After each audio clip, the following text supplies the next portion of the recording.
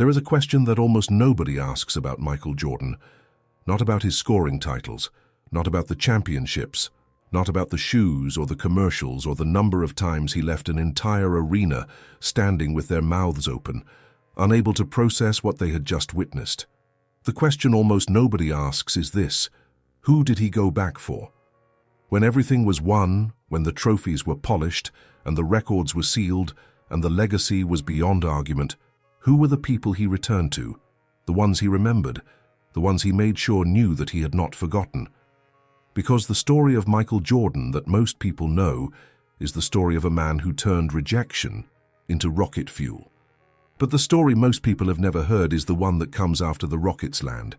It is the story of what he did when he did not have to do anything at all. It is the story of a man who could have disappeared into his own legend and instead chose again and again to walk back through the door. And once you understand that story, once you really understand it, you will never see the Jordan mythology the same way again. So stay with me, because we are going to go somewhere that the highlight reels never go. Before we get there, you need to understand something about the environment that made Michael Jordan, not the basketball environment. You have heard about the Laney High School list, about the Detroit Pistons, about Phil Jackson and the triangle offense and the 6 championships. Those stories are real and they matter, but the environment I am talking about is smaller than that. It is the size of a kitchen table in Wilmington, North Carolina. It is the dimensions of a driveway where a boy dribbled a basketball until midnight in the dark. It is the width of the shoulders of a woman named Deloris Jordan, who held her crying son after the coach posted the list that did not have his name on it. And it is the particular quality of attention that a man named James Jordan gave his son when James looked at Michael and saw something that nobody else was looking for yet. The Jordans were not a wealthy family. James Jordan worked for General Electric. Deloris Jordan worked at a bank. They raised 5 children in a modest house in a modest city, and they did so with the specific combination of love and demand that produces people who do not give up easily. You were expected to work. You were expected to finish what you started. You were expected to care about the people around you, not just the ones who could help you, but the ones who needed your help. These were not values that came from basketball. They came from the kitchen table. And Michael Jordan carried them everywhere he went, including into the locker rooms of the greatest sporting dynasty of the 20th century. The person who believed in Michael Jordan first, before the scouts, before Dean Smith, before Phil Jackson, before the $40 million contracts and the documentary filmmakers, was a woman who never made a dime from his career. Her name appears in almost no article about Michael Jordan. She has no entry on any basketball website. She gave no interviews when the cameras arrived. She did not write a memoir about what she saw before anyone else saw it. She was a teacher at Laney High School, a woman named Ruby Sutton, and in the autumn of 1978, when a 15-year-old sophomore came back to school after being cut from the varsity basketball team, and sat in her classroom with the specific stillness of a young person who has just been told by the world that he is not enough, Ruby Sutton paid attention. She did not give him a speech. She did not tell him he was going to be great. She did something more specific and more powerful than that. She saw the wound, and she did not look away from it. This is the part of the story that takes some time to tell properly, because it happened slowly and without drama, the way the things that matter most actually happen. In the days after the list went up on the gymnasium wall, Michael Jordan moved through Laney High School, like a young man who had been asked to carry something invisible and heavy. He showed up to class. He did his work. He was quiet in a way that the people who knew him, who knew his natural energy, his humor, his restless competitive intensity, found unusual. His friends noticed. Some of them said the wrong things, the way friends sometimes do, making jokes that were meant to lighten the weight, but instead confirmed it. The coach's decision became common knowledge the way things become common knowledge in high schools, immediately, thoroughly, with the specific cruelty of public information applied to private pain. And Michael Jordan sat with it, because there was nothing else to do. Ruby Sutton sat with it too from her side of the classroom. She had been teaching long enough to know the difference between a student who was struggling with the material and a student who was struggling with something else entirely. She also knew, in the way that certain teachers know things, the ones who chose the profession because they were actually watching, that the boy in front of her was not ordinary. Not in the way that gets written up in evaluations or reported to parents, but in the way that you feel in a room when someone is present with a particular intensity. Michael Jordan in a classroom had the same quality as Michael Jordan on a basketball court. He was there entirely, locked in, processing everything. And when something had been taken from him, that intensity turned inward, and you could feel it. She kept him after class one afternoon. It was a simple thing. She did not arrange a dramatic intervention or a formal conversation about his future. She asked him how he was doing. That was it. How are you doing? 3 words that, in the right voice from the right person, can open a room that would otherwise stay locked for years. And Michael Jordan, 15 years old, cut from the list, holding all of it inside, told her. Not everything, not all at once, but enough. He told her it did not seem fair. He told her he thought he was good enough. He told her he did not understand what he had done wrong, or what more he could have done. And Ruby Sutton listened, which was the thing he needed before he needed anything else. She did not contradict him. She did not minimize the pain by pointing to the future. She did not tell him it would all work out, that this was just a bump in the road, that one day he would look back on this and laugh. She sat with the reality of what it felt like right now, and then she said something that was not a reassurance, but a challenge. She told him that she did not know what was going to happen with basketball. That was not in her hands, and it was not fully in his hands either, not yet. But she told him that what was in his hands, what was completely and entirely his to control, was what he decided to do next. Not what he decided to feel, not what he decided to believe about the future. What he decided to do tomorrow morning, that afternoon, tonight. The reason this conversation matters is not because it was unique. Ruby Sutton probably had similar conversations with dozens of students over the years. The reason it matters is what Michael Jordan did with it. He went home that afternoon, and according to the account he has given in various interviews over the years, he told his mother about the conversation. He told her that a teacher had said the right thing to him, that something about the way she had framed it, not as comfort but as agency, not as reassurance but as responsibility, had shifted something in how he was holding the situation. And Deloris Jordan, who had already told her son to show them, heard in his voice something she had been waiting for since the list went up. The boy had found his footing. He was not okay yet. He was not past it. But he had found the first step. And the next morning, he went back to the gym. This is where the story most people know begins. The JV dominance, the 40-plus point games, the whispers spreading through Laney High School that the kid who had not made the varsity list was doing something on the JV court that did not look like it belonged there. But inside that story, in the margins that do not appear in the biography, Michael Jordan was still in Ruby Sutton's classroom. He kept showing up to her class with the same attention he brought to the basketball court. He was not a student who treated school as the obstacle between him and basketball. He was a student who took the classroom seriously the way he took the dribbling seriously, as a place where you could either work or not work, and working was the only option he recognized as valid. Ruby Sutton watched this. She watched a young man transform the experience of rejection into a kind of discipline that went beyond basketball, that reached into the ordinary hours of an ordinary school day and charged them with something extra. She did not know what would come of it. None of us can know that in advance. But she knew she was watching something real, and she kept paying attention. Now here is the moment that most people are not expecting, the one that reframes everything that comes after. Fast forward 20 years, not 20 months, 20 years. Michael Jordan has won 6 championships, he has 5 MVP awards, he has been retired and come back and retired again. He has a shoe that redefined an industry, he has been on the cover of every magazine that exists. He is, by any measure, the most famous athlete in the world, and one afternoon his people receive a call from Laney High School. There is a fundraiser. There is a renovation project for the gymnasium. There are students who need things that the budget cannot cover. The request is careful and formal, the kind of request that goes to the management layer of a celebrity's life. The assistant who screens the 1,000 requests that arrive every week from people and organizations who want a piece of Michael Jordan's time or resources or name. Most of these requests go into a polite decline. The machinery of celebrity life requires it. There are not enough hours or dollars or signatures in the world to say yes to everyone. Most things get filtered before they ever reach the man himself. But something about this one did not get filtered. There are different accounts of exactly how it happened, whether Jordan himself called back, whether someone on his team flagged it as special, whether there was a specific mention of names from that early period that moved it from the pile to the phone call. What is consistent across all the accounts is the outcome.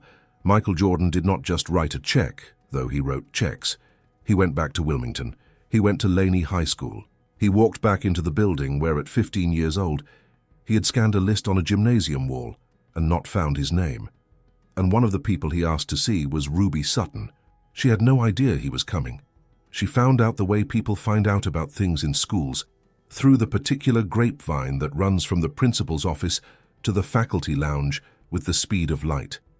She was told that Jordan was going to be on campus, that he had requested to see some of the people from his school years, and that her name was on the list. She thought, according to the person who told her, that there must be a mistake. She had not been his basketball coach. She had not been a mentor in any formal sense. She had been an English teacher who kept a quiet, hurting 15-year-old after class one afternoon and asked him 3 words. She could not imagine that he remembered. She was certain he did not remember. He remembered everything. The conversation in the classroom. The way she had framed the situation not as something being done to him, but as something he had the power to respond to. The fact that she had not offered false comfort, but genuine challenge. He told her all of it. He told her in front of other people, because he was not the kind of man who expressed gratitude in whispers. He expressed it the way he played basketball, with full commitment and no embarrassment about the feeling behind it. He told the room that there were moments in his life where a person had said the right thing at the right time, and that this was one of them. He told Ruby Sutton that he had thought about that conversation many times over the years, not in a way that was sentimental or performative, but in the specific way that you think about the moments that changed the direction of things. The fulcrum moments, the ones where a different word, a different person, a different afternoon would have sent you somewhere else entirely. He said she was one of those moments. And Ruby Sutton, who had spent a career doing the invisible work of teaching, who had sat in 1,000 after-class conversations and never expected any of them to echo for 20 years across the space between a modest classroom in Wilmington and the largest stage professional basketball had ever produced, Ruby Sutton cried. That is the plot twist. Not a dramatic reversal of fortune, not a revelation about conspiracy or hidden rivalry, but something more surprising than those things, because it is more true.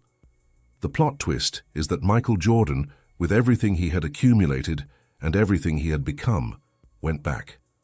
Not because it was strategic, not because it was good for his brand, not because he needed anything from her or from Laney High School or from Wilmington, North Carolina. He went back because he had been raised at a kitchen table where going back was what you did, where the people who gave you something, even something as small as 3 words on the right afternoon, were not decorations on the wall of your success story. They were the story, and you made sure they knew it. Now stop for a moment, because this is where the narrative asks you to look in a mirror.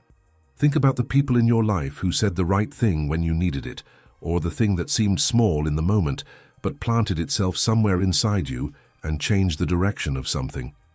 A teacher, a coach, a parent, a stranger who said something that landed and never quite left. A friend who told you the truth when it would have been easier to tell you what you wanted to hear. Most of us carry those people around for years without ever going back to tell them what they did.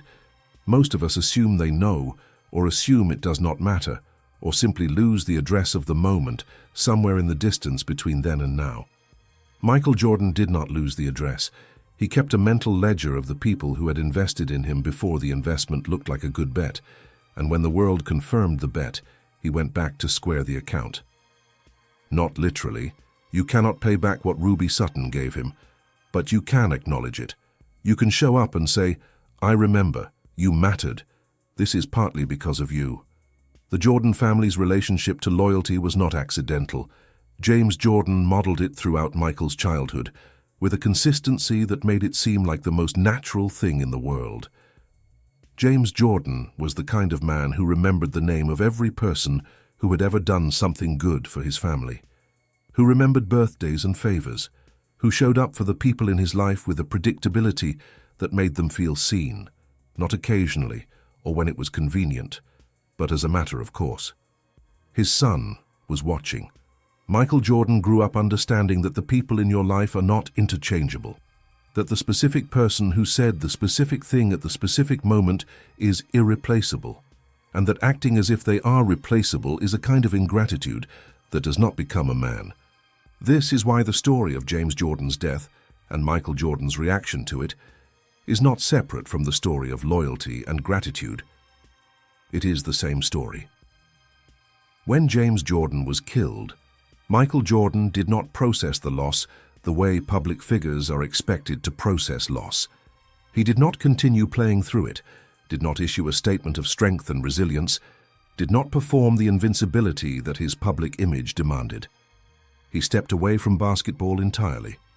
He retired in October 1993 at 30 years old, at the absolute peak of his powers, with 3 consecutive championships behind him, and what would have been, by all reasonable projection, at least 2 or 3 more ahead of him.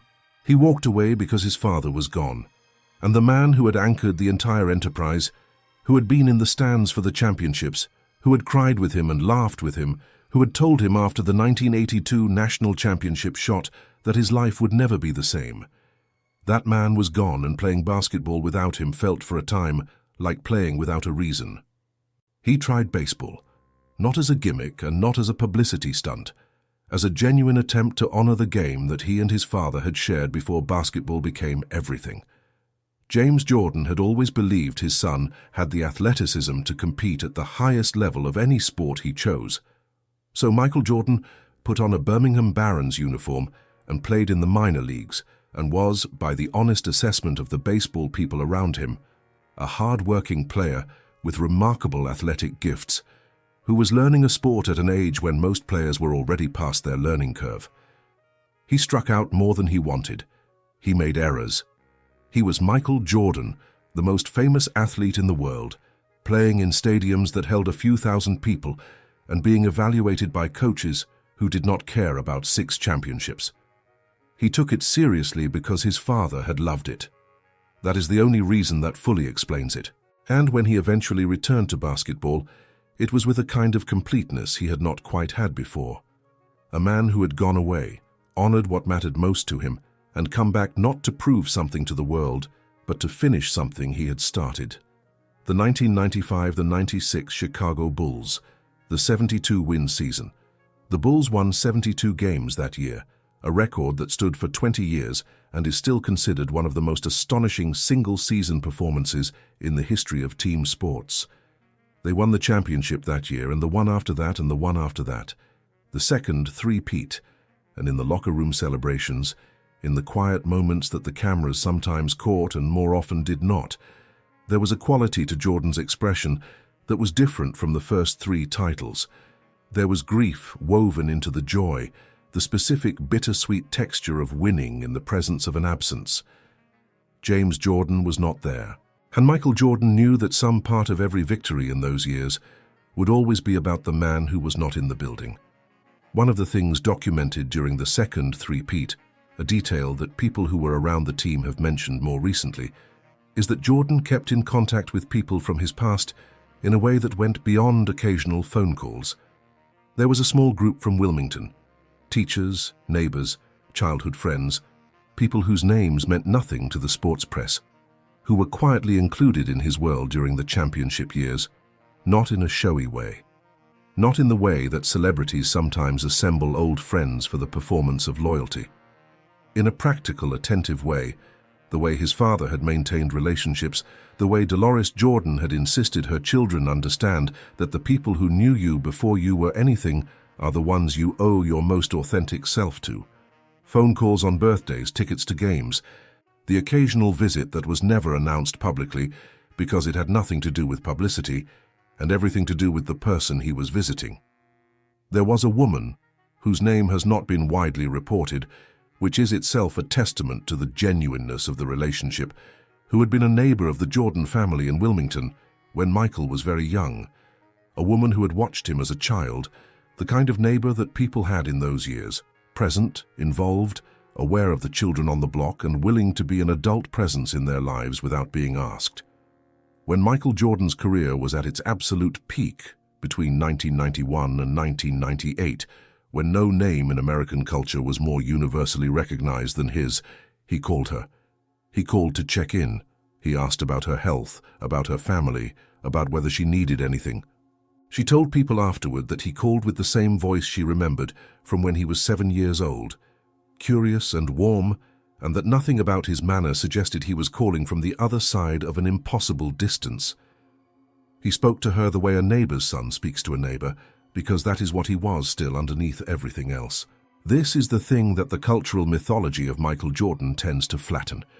The mythology produces an icon, the competitive monster, the man with no weaknesses, the predator who turned every slight into a championship. And that man is real. Those qualities existed in Jordan and produced results that no amount of sentimentality should obscure. But the mythology leaves out the other thing, the thing shaped at the kitchen table in Wilmington. It leaves out the man who remembered, the man who went back, the man who understood that the people who believed in you before you gave them any reason to believe are not just part of your story. They are the reason the story exists. Consider the specific texture of what it means to believe in someone before the evidence is in. This is what Ruby Sutton did. This is what Deloris Jordan did. This is what James Jordan did. They did not believe in Michael Jordan the champion. They could not have, because that person did not yet exist when they extended their belief. They believed in Michael Jordan, the 15-year-old, who had just been told he was not enough, who was sitting in a classroom with the specific weight of public rejection, who was trying to figure out what to do next. That kind of belief, offered before the outcome, offered in the face of contrary evidence, offered because of something the believer sees in the person rather than in the record, that kind of belief is the rarest and most powerful thing that one human being can offer another. Michael Jordan received it, and he never forgot who gave it. There is a moment from the 1991 championship celebration, the first one, the one where Jordan wept with the trophy, that is almost always shown in the context of the long struggle. But what is rarely mentioned is that in the hours after the game, after the locker room and the television interviews and the noise, Michael Jordan called his mother, not his agent, not Nike. He called Deloris Jordan, the woman who had held him when he cried after the list went up on the gymnasium wall, who had told him to show them, who had looked out her window at 10 and 11 o'clock at night and seen her son under the basket in the dark and understood that what was happening out there could not be taught, but could be honored by not interrupting it. He called her and told her this was for her, not in a speech, not for public consumption, in a private call between a son and his mother in the hours when the world was finally sleeping. The legacy of Michael Jordan's gratitude is not confined to the people who knew him directly. It extends to the way he structured his professional relationships after his playing career ended. The people who have worked closely with him in his business, ventures, and charitable work, and the Jordan brand's philanthropic commitments run into hundreds of millions of dollars in support of education, healthcare, and community programs concentrated in communities that look like the one he came from, describe a specific quality in Jordan's expectations. He expects the work to be done properly. He expects the commitment to be genuine, but he also expects the memory to stay intact. He has said that the most dangerous thing success does to a person is convince them that they built it alone, that the work was all theirs, that the belief of the people who came before somehow belongs to the success rather than the other way around. One of the things his father taught him was that you do not own your success, you are its custodian, and part of the custodianship is making sure the people who contributed to it know their contribution was seen. This brings us to a chapter that is both public and, in its deepest truth, very private. In 2001, the Michael Jordan Foundation made a significant gift to educational programs in the Wilmington, North Carolina area. The gift supported scholarships for students who could not otherwise afford higher education, students who came from families like the Jordan family, hardworking, financially modest, rich in the things that do not appear on balance sheets. The gift was announced with minimal fanfare. Jordan gave a brief statement, acknowledging his roots and his desire to invest in young people growing up where he had grown up. But there was something else in the announcement. A specific phrase about the teachers and neighbors and community members who had shaped him before the world knew his name. It was easy to miss if you were looking for the number on the check, but it was there, and the people in Wilmington who knew the story knew exactly what it meant. Ruby Sutton was alive to see it. She was retired by then, after decades in the classroom at Laney High School, and she lived in Wilmington in the quietude of a life well spent in the unglamorous work of shaping young people. She did not give interviews about Michael Jordan. She did not seek any form of public recognition for the afternoon she kept him after class and asked how he was doing. In the culture of celebrity-adjacent stories, the industry of people who brush up against greatness and then spend years polishing the moment of contact, Ruby Sutton did the opposite. She kept it close. She kept it private. The people who knew her say this is exactly who she was, a woman who had taught because she believed in the work, not the recognition, and who understood that the relationship between a teacher and a student is a gift, freely given, with no expectation of return. The fact that the gift was returned anyway, in full and with interest, not in money but in memory and respect, in the act of going back and saying this mattered, is the thing that makes this story worth telling. Because Michael Jordan did not have to do any of it. By the time he was old enough and rich enough and powerful enough to choose exactly what kind of person to be, the incentives all ran in one direction, toward the legend, toward the icon, toward the carefully managed image of the invincible competitor. There was no commercial value in calling the neighbor's woman from Wilmington. There was no endorsement deal in walking back into Laney High School. There was no championship trophy for being the man who remembered. He did those things because of a set of values that were installed in him before he was famous, in a house where loyalty was not optional and gratitude was not a feeling, but a practice. He did those things because James Jordan was watching always, even after James Jordan was no longer here. Now here is what all of this means for the question this video began with. Who did Michael Jordan go back for? The answer, it turns out, is deceptively simple and quietly profound. He went back for the people who had given him what no championship could manufacture and no money could buy. The specific experience of being believed in when the evidence did not support the belief. The coach who cut him and the teammate who froze him out and the draft that passed him over twice, those people got fuel. That is the famous story. But the people who saw him before the proof was in, the ones who stood in the middle of his worst moments and offered attention and challenge and presence and love, those people got something more. They got the man himself. They got the version of Michael Jordan that the cameras never fully caught, the one who called his mother first, who kept his father's memory lit in every game he played after 1993, who walked back into the building in Wilmington not as a champion but as a son of the place. And the reason we are still talking about this, the reason this channel exists, and you are here listening, is that the architecture of Michael Jordan's character is not just a subject of admiration. It is a blueprint. The gratitude is not a footnote to the greatness. It is part of the structure that produced the greatness. The ability to receive belief, to carry it carefully, to honor it when the moment comes, that is not a soft quality. It is a foundational one. It is part of what made him capable of the performances that the world watched in awe. Because the people who gave him their belief were not just emotional support. They were the evidence before any other evidence existed that effort was worth it, that the driveway in the dark was worth it, that the junior varsity games with the 42-point nights were worth it, that the rejection and the work and the years of not quite getting there were worth it. They were worth it because someone was watching, someone believed. And Michael Jordan, with everything he would ever become, never once forgot what it felt like to be the kid on the other side of that belief. If this story has found something in you, if it has pressed on a place that recognizes itself in what Michael Jordan did with the people who believed first, then consider doing the one thing that costs nothing and means everything. Go back. Find the person who said the right thing at the wrong time, or the right thing exactly when you needed it. The teacher, the coach, the neighbor, The parent who held you when you cried. The friend who said, "Keep going," when you were prepared to stop. Most of them have no idea what they did for you. Most of them filed that afternoon away as one of 1,000 ordinary interactions in an ordinary life, with no way of knowing that it was one of the moments that changed the direction of something. Tell them. Not on social media, not in a public performance of gratitude, in the private voice of a person who remembers, speaking to a person who deserves to know. You do not need 6 championships to do it. You just need the address of the moment and the willingness to go back.